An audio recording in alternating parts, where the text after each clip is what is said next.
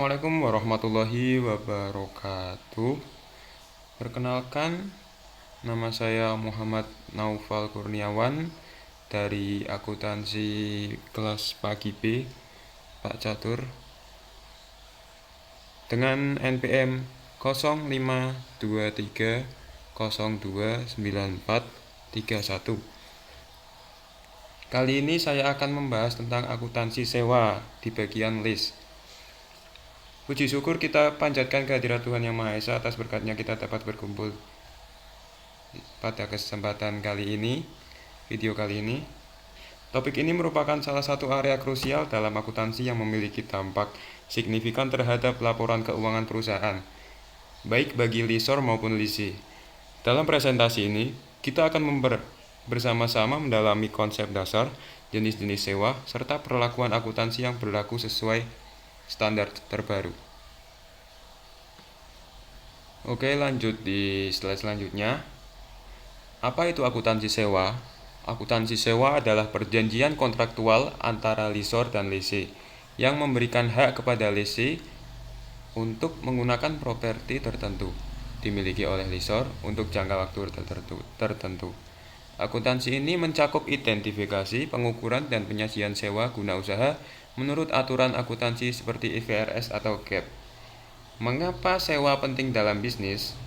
Sewa menawarkan berbagai keuntungan strategis bagi perusahaan seperti fleksibilitas, optimalisasi arus kas, perlindungan terhadap obsolescensi atau risiko aset menjadi usang, dan yang selanjutnya adalah akses ke aset mahal.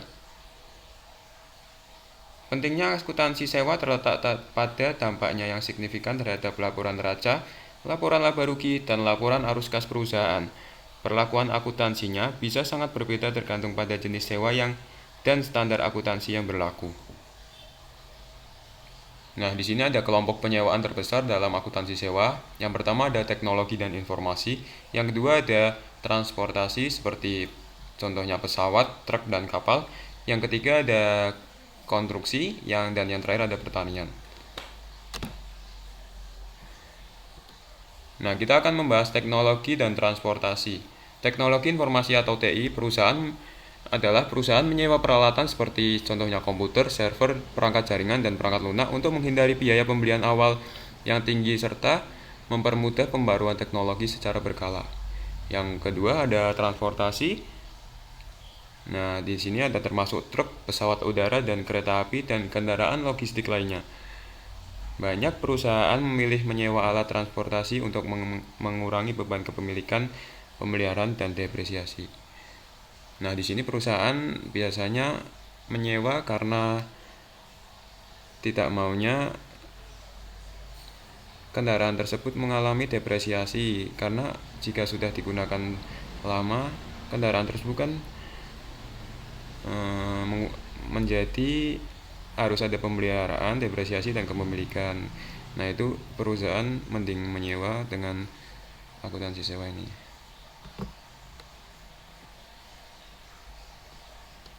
Nah, yang selanjutnya ada konstruksi dan pertanian. Konstruksi, peralatan seperti ekskavator, kren, bulldozer, dan alat berat lainnya sangat umum disewa karena harganya mahal dan biasanya hanya digunakan untuk proyek tertentu dalam jangka waktu terbatas. Yang terakhir ada pertanian. Contohnya di sini ada traktor, mesin panen, dan alat pertanian lainnya sering disewa oleh petani yang tidak memiliki dana untuk membeli langsung atau hanya membutuhkan alat tersebut pada musim tertentu. Nah, misalkan kita harus membeli mesin panen, traktor, dan alat pertanian membutuhkan uang perusahaan yang banyak. Jadi sebaiknya kita sewa saja karena belum pasti akan digunakan secara terus-menerus, akan mengalami depresiasi. Nah, penyewaan tersebut menjadi salah satu kunci untuk perusahaan menghemat kas mereka. Penyewaan peralatan pada sektor-sektor ini menjadi solusi efisien secara finansial dan operasional, memungkinkan perusahaan atau individu memperoleh akses ke teknologi atau alat berat tanpa perlu investasi besar di awal.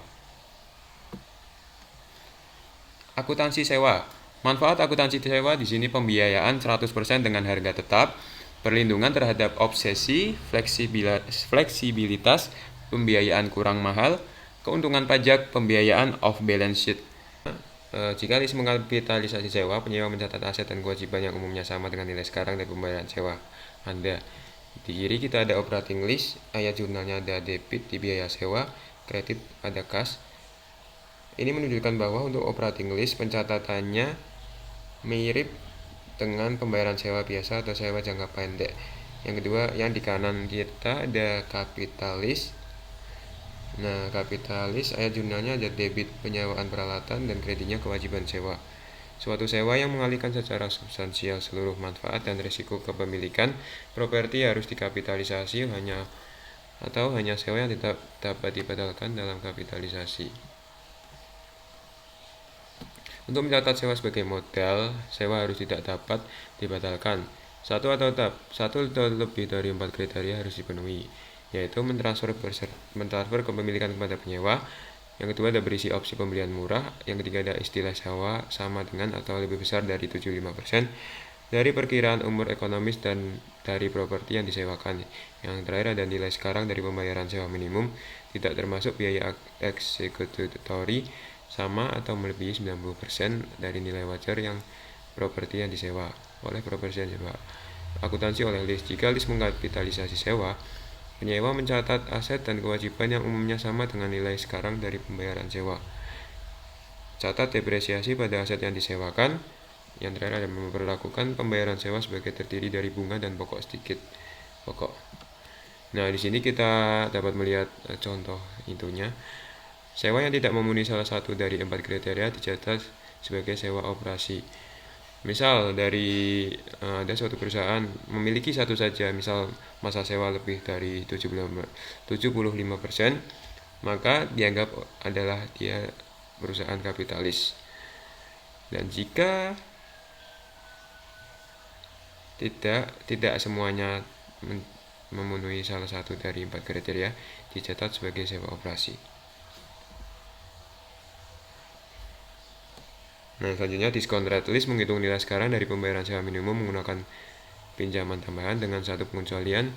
Jika penyewa mengetahui suku bunga implisit yang diketahui oleh lessor dan itu kurang dari tingkat pinjaman inkrementalis, maka lisi harus menggunakan tarif lessor. Pembayaran sewa minimum, nilai sisa yang dijamin penalti karena gagal memperbarui, pilihan pembelian murah. Biaya eksekusi dibagi menjadi 3, asuransi, pemeliharaan, dan pajak. Itu semua tidak termasuk dalam perhitungan pembayaran minimum list.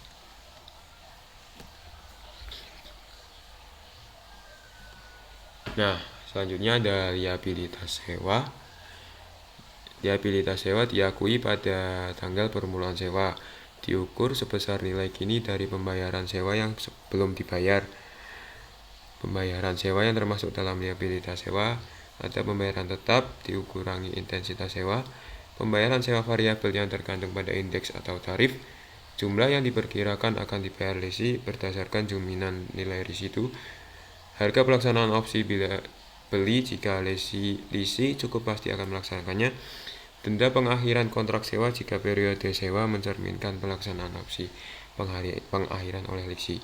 Tingkat diskontol ada 2, tingkat bunga implisit dalam sewa jika dapat ditentukan. Jika tidak, gunakan tingkat bunga pinjaman dan inkrementalis. Nah, yang selanjutnya kita akan membahas contoh soal. Pada tanggal 1 Januari 2025, PT Andika menandatangani kontrak sewa selama 4 tahun yang tidak dapat dibatalkan secara untuk sebuah alat produksi sesuai dengan ketentuan sewa. PT Andika harus melakukan pembayaran tahunan sebesar 50 juta pada awal setiap tahun dimulai 1 Januari 2025. Alat produksi tersebut memiliki estimasi manfaat selama 5 tahun dan nilai sisa 10 juta rupiah yang tidak dijamin. PT Andika menggunakan metode penyusutan garis lurus untuk semua aset tetapnya. Tingkat bunga pinjaman inkremental PT Andika adalah 8% dan tingkat implisit dari lessor tidak diketahui. Nah, tadi kan tingkat implisit tidak diketahui berarti tidak apa-apa. Yang diminta adalah jenis sewa apa, hitung nilai kini, dan pembuatan jurnalnya. Nah, di slide terakhir kita akan membahas soal yang barusan. Kriteria untuk kapitalis. Poin pertama menegaskan alasan mengapa sewa ini diklasifikasikan sebagai kapitalis. Karena masa sewa mencakup 80% masa manfaat aset dari 4 dari 5 tahun. Ini memenuhi salah satu kriteria utama kapitalis. Nilai sisa tidak dijamin dapat mengaruhi klasifikasi ini. Risiko dan manfaat substantif beralih ke lisi. Yang kedua, dalam perhitungan nilai kini pembayaran sewa minimum. Bagian ini menunjukkan pembayaran tahunan 50 juta, periode 4 tahun, diskon 8%, PV Energy Do Factor atau PADV 8% dari 4 tahun 3808. Ini adalah faktor nilai kini. Anuitas jatuh tempo yang digunakan karena pembayaran mungkin dilakukan di awal periode. Nilai kininya adalah 50 juta dikali 3.808, yaitu 190.400. Entry jurnal pada 1 Januari 2025, pencatatan sewa right of use asset 190.400 atau pengakuan aset hak guna, yang kreditnya adalah lease liability, pengakuan kewajiban sewa 140.400, dan kredit yang selanjutnya adalah 50 juta pembayaran kas pertama sewa. Dan jurnal 31 Desember kita ada debit beban penyusutan sebesar 38.080.000. Perhitungannya adalah 190.400 bagi 5 tahun dan masa manfaat 190.400 bagi 4 tahun. Angka 3808 kemungkinan adalah 190.400 dibagi 5. Kredit akumulasi penyusutan yaitu 38.080.000. Yang beban jurnal 31 Desember ada